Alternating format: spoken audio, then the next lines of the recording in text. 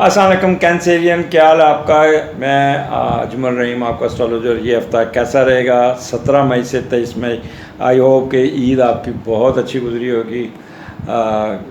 थोड़ी बहुत तो टेंशन है कि बड़े का बीमार हो जाए, घर में कोई एक बंदा बीमार हो तो कोई ना कोई मसला ज़रूर होता है, लेकिन ओवरऑल आपकी ईद माशाल्लाह अच्छी गुजरी। खूब एंजॉय किया, खाया पिया। और आपका जो था वो आपके असेंडेंट में मून था, वहाँ पे मार्स भी था, तो एक ताकत थी आपके। जब ईद की छुट्टियाँ ख़त्म हुई तो जो संडे था वही माहौल एक ख़ास एनर्जी के साथ आपका शुरू होगा। तो उस दिन आपके अंदर एक ख़ास किस्म की एक ताकत होगी, एक सोर्स होगी, एक रिफ़्रेशिंग किस्म का आपका मूड होगा, ज़हन बड़ा ताज़ा होगा। उस दिन आप बड़े नहायत वक़ार तरीके से तैयार हो के बड़ा अपने आप को, और उस दिन बड़े खूबसूरत लगेंगे, बड़े अच्छे कपड़े पहनेंगे और पहन के आप दफ्तर जाएंगे और बड़े सोच समझ के फ़ैसले करेंगे।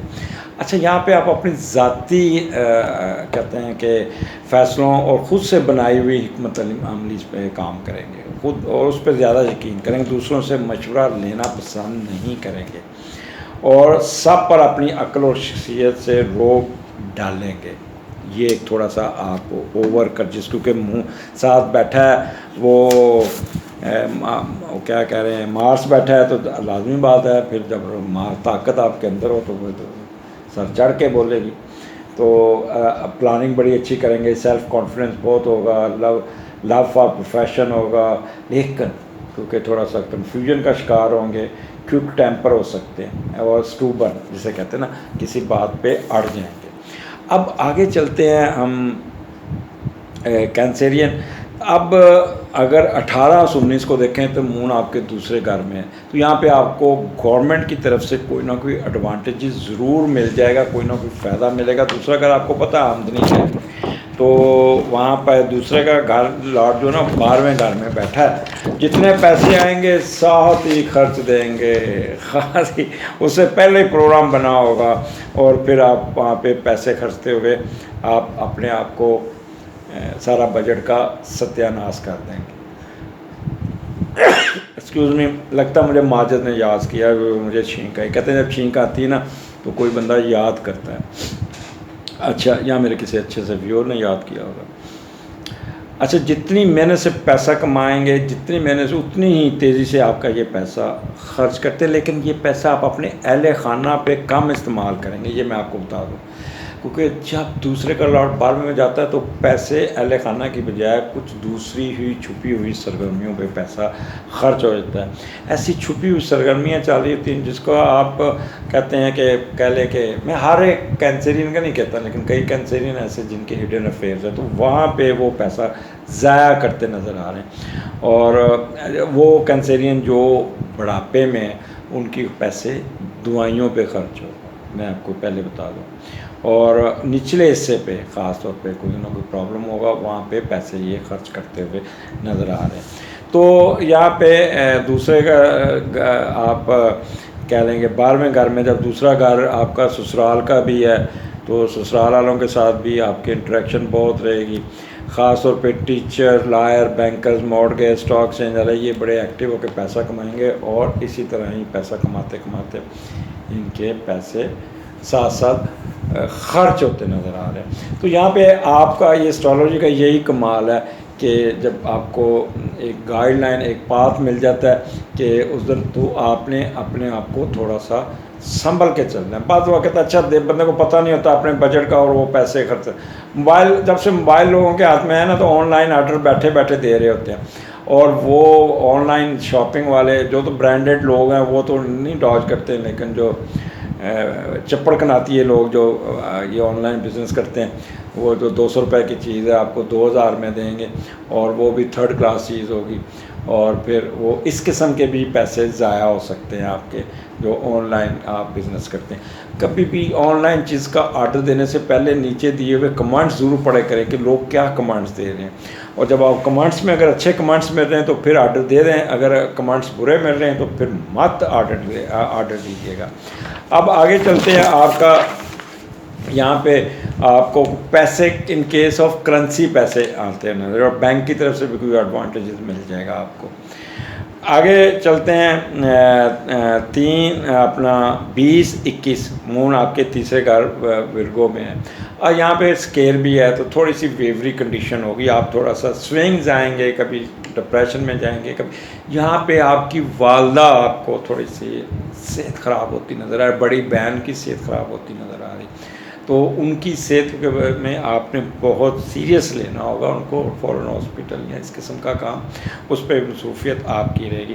क्योंकि तीसरे का लाट उठा है, 12वें में चला गया। अब 12वां घर भी आपको पता अखराजात का है, और जब ये तीसरे का 12 में जाता है तो आपका कोई ना कोई अननेसेसरी अखराजात आप पे पड़ सकते हैं हॉस्पिटलाइजेशन के ये, और वो जो दिल फेंक लोग हैं बहुत ज़्यादा, वो सारे पैसे अपने बेगम के होते हुए भी, अपने स्पाउस के होते हुए भी कुछ ऐसी एक्टिविटीज़ में घुसेंगे, वहाँ पे वो अपना सब कुछ लुटाने के लिए तैयार हो जाएंगे।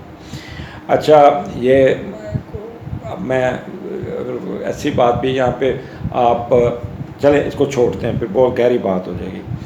और कोई ना कोई गर्लफ्रेंड आपकी ज़िंदगी में ऐसी होगी जिस पे आप पैसे ज़ाया कर देंगे। एनीहो, आगे चलते हैं। तो 20-21 को तीसरा घर है, तो तीसरा घर एजुकेशन का भी है।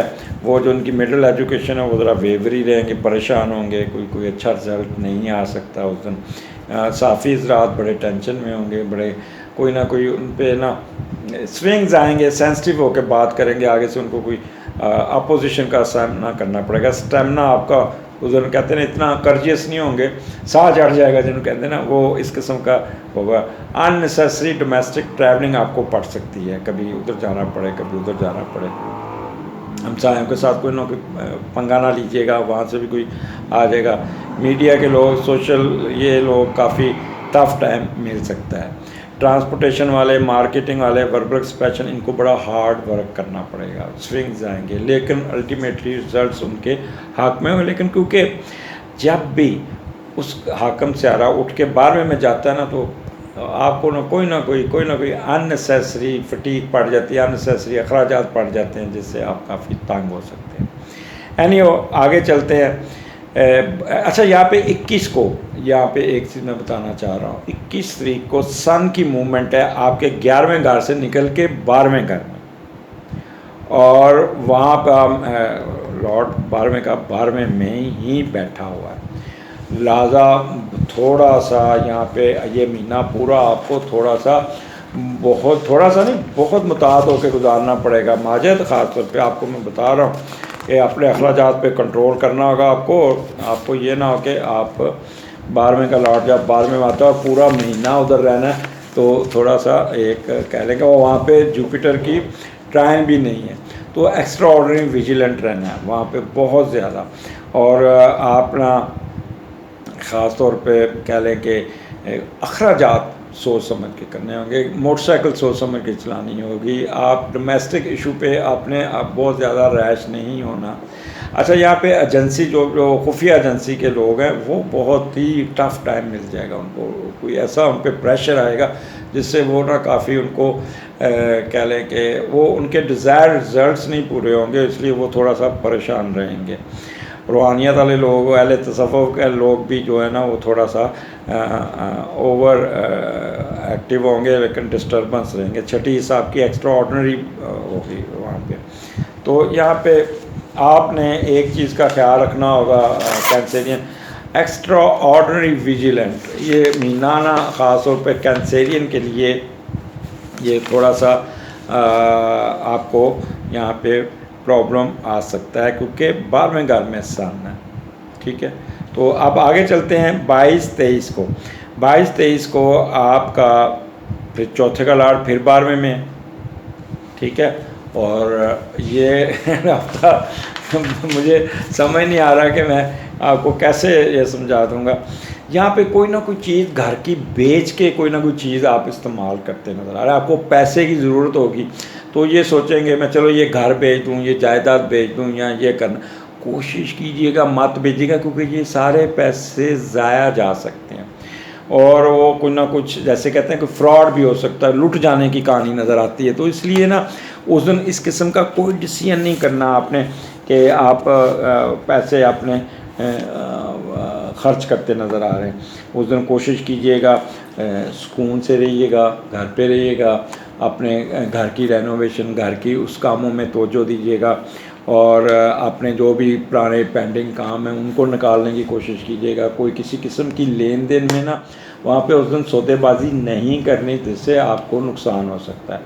तो ये दिन आपके लिए ख़ास तौर पर ये पूरा महीना ही ना कैंसेरियन थोड़ा सा संभल के चलिएगा, ये आपको तंग कर सकता है। अपने बॉस के साथ तो बिल्कुल नहीं बिगाड़नी, अपने वालिद साहब की सेहत का ख्याल रखना, अपने बड़े भाई की सेहत का, बड़े बेटे की सेहत का ख्याल करना, उनके साथ उलझना नहीं है। और यहाँ पे सर दर्द या कोई ना आँखों का या ENT का प्रॉब्लम भी आपको तंग कर सकता है। अपने ख़ास तौर पे वो लोग जिनको ब्लड प्रेशर का प्रॉब्लम है वो अपनी दवाइयों का बहुत ख्याल रखिएगा, अपने आप को ईजी ना लीजिएगा कि दवाइयाँ खाएँ टाइम पे। इन केस अगर कोई प्रेशर लेते हैं तो फ़ौरन डॉक्टर से रब्ता कीजिएगा। मैं डरा नहीं रहा, लेकिन छोटे छोटे फेजेस ऐसे आते हैं।